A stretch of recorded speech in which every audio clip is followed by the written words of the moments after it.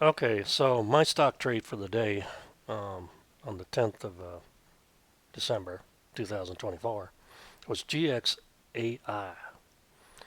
Now, this is dealing with AI stuff when they came out with stuff like 4 days ago about uh, Unveil's visual editor for Google Dot Gaming Engine, whatever that is.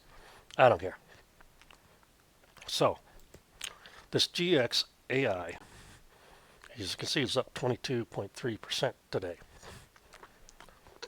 And started way down here today at around 408. By the time I recognized this, I was I was watching this big thing in here, and I expected to curl down and dip a little bit. So what I did is I caught it around 5. Well, let's just take a look on this. Um, okay, so I first bought 100 shares at 592. I thought, well, that's probably the dip, probably going to go back up. It didn't. So when it didn't do that, it just kept going down. I was like, uh-oh, got over here, and then when it started to really go down, I really got in trouble. But um, so so I kept buying shares. 100 shares at 584, 100 shares at 580, 100 shares at 575, another 100 shares at 575. Ignore this because this is not actually in the right sequence. Um, that's a sell order that finally went through, but it didn't happen before I got all the way down on these other buys. So I bought another 100 shares at 570. It kept dipping. Bought another 100 shares at 565. And at 540, I got another 100 shares, and it kept dipping down to like $5 a share. I was like, oh boy. But I averaged down to 573. You do that to average down, but also you don't want to do that all the time because if you don't think it's going to go back up and you're just going to lose, I have a 10% rule. If I'm at the 10% mark, I will pull out of the stock and just eat it because it's better to lose a little money than lots of money. Now, even though, 500 bucks is a lot of money for a lot of people, but it's, anyways. So, when it finally ran back up from this spot down here, about $5 a share, 510, 5 whatever, started running up here. That's when I started selling. This was my area. I had to go all the way over here, all the way over from here, all the way up there and sweat it the whole, 2 hours. Usually I like to do a 5 or 15-minute trade and I'm out. Like yesterday, that was a 5-minute trade. I was gone. Made my money. Um, so, well, that part you didn't need to see. Okay, clicked on the wrong thing. That's just the OBS I'm recording with. So, anyways, it finally got to the point where I sold 500 shares for $5.99. 573. 5.99 minus 573 is 26 cents. Okay, I can live with that. I made money. Then it kept going up, so I said, well, I want to take out 200 more shares. 610. Made more money. And that was a little bit better. 37 cents. And then I sold the last 100 at the top, or actually when it started falling again, at 601. So what does this equate to?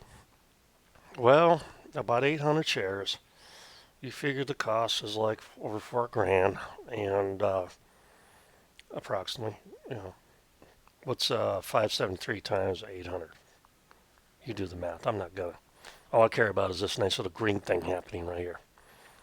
So that whole period of the day was kind of productive for me, and what I ended up with is this amount in profit, $234.59. I made about 9 times that yesterday, but you can't always have that 5-minute play and make all that money. Sometimes you got to work for it. Sometimes the market ain't going to work with you. Anyways, I thought I'd show you those charts because I want to kind of see how I worked this one. I got in trouble. I bought it too high and then kept dropping down. Then I saw this little peak right here. I was like, oh yeah, I'm going to go back up now. Nope. Started going down the slope. Gave me some false hope in here. It started doing the oscillation stuff. Remember that? Where it's like a sine wave. and it dropped all the way down here to five, almost five. It was almost 501. I saw it at one point, but 510 was like kind of like where it bottomed out, and then it started to go up right there after all the traders on the floor over there in the exchanges got back from lunch. That's when things got volatile again. And it kept going up. And what I did is say, at 5.99, I said, okay, I'm in the money. So at 5.99, I pulled out a chunk over half the amount. Then when I start getting to the top here, and I thought this maybe not was the top at 610, but I took another 200 out.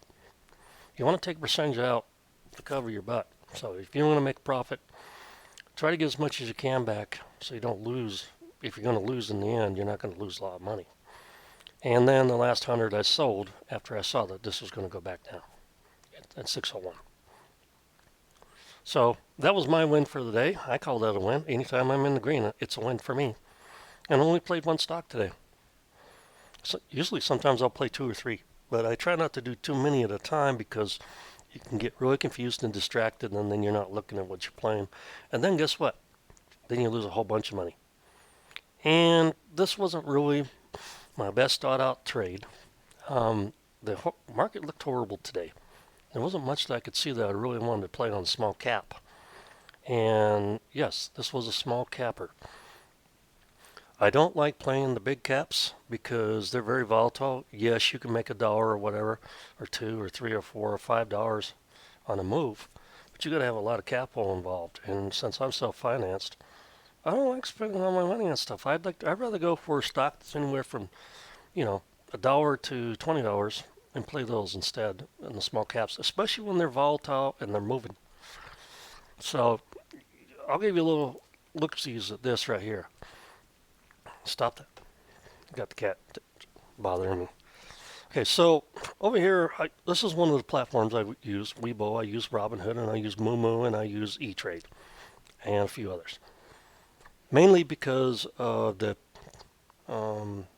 daytime trader rule that if you do too many trades, they consider you a day trader.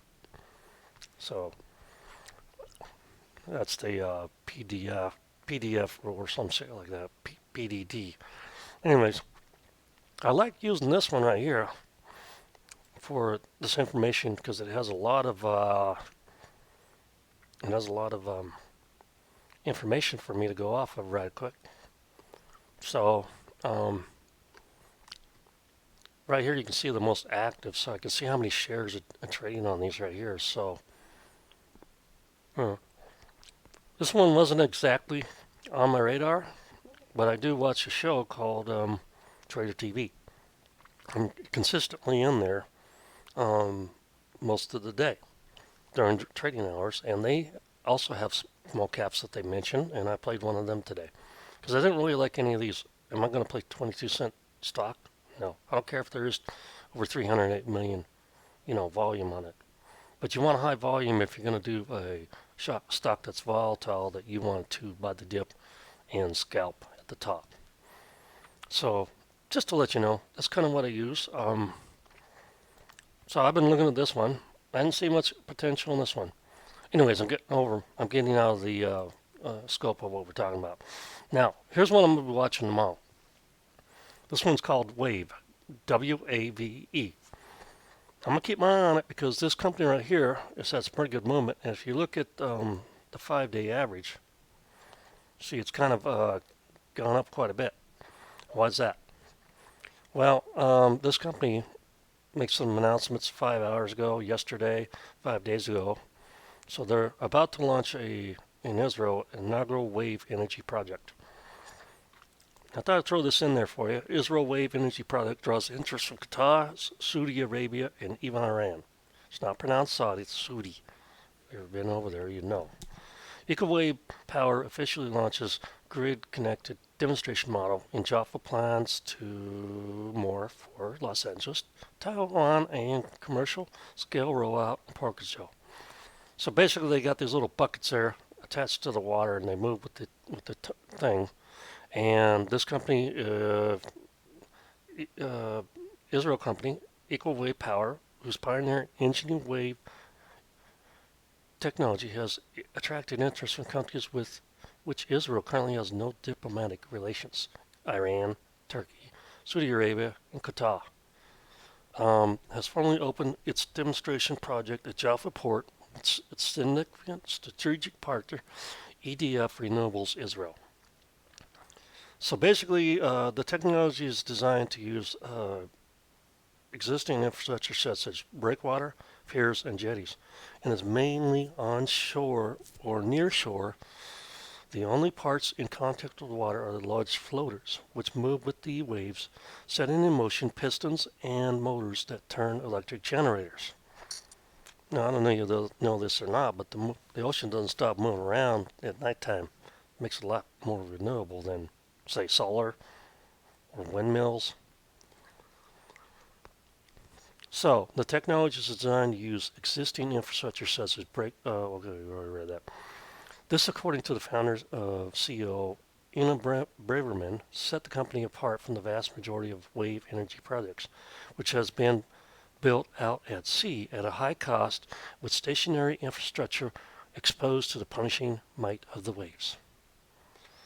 They have struggled to deploy because of the price and survivability, she said.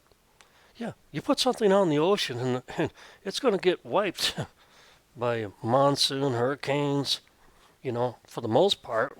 And this, I don't know if you ever looked at the map of the oceans, but it's a lot more, the water and the wind out there is a lot more stronger than it is on shore. Um, I had a bunch of dumb preppers saying, oh, what was it, like 3 or 4 years ago, that China was going to attack Taiwan. Okay, well, I kind of said, I finally got tired of this stupidity, and I did a little video on it. I should have pulled that up for you because it's on one of my channels. It's on YouTube and it's on Rumble as well. Um, they're not the only months that are optimal to land a large force of men on that island of Taiwan is April and October-ish. I can't remember it's September or October anymore. Other than that, those monsoons out there and those storms will tear your boats apart and sink half your ships that are transport ships, especially when you're trying to land troops on a shore like Taiwan in the middle of those kind of those situations. That's going to you're going to lose half your troops. And guess what? You try putting something out there like that to generate off of waves, it's going to tear it to pieces. So, just a little FYI. Anyways, so I'll be watching Wave tomorrow. See if I want to jump in. If I see something like this, nice little dip like they had here. Oh hell yeah! I might make $2 or $3 or $4 a share off this if I get in at the right time. So I'm gonna wait for the dip and I'm gonna see how this is at pre-market. A lot of people, they look at stuff at pre-market and they get in and they're like, no, that's because you don't know. I like to watch the first 5 minutes and see which way this thing's gonna go. Because if it's gonna ride a wave up in 5 minutes, I'm gonna jump on it and ride it to the top and get my money out pieces at a time, like we talked about. Get most of your initial investment, or take out 20 or 25%. Start with another 20, another 20, and then finally whatever. Just take out the rest. You leave 10% at the top to take out. I know you don't make as much money as you sit there and hold it until it hits the very top, but the thing is, it could also downturn, and you could actually lose your money. That's why you don't do something like that. The fact that you're thinking that you're going to make it the whole salami at once at the very top rarely happens. You usually end up getting screwed.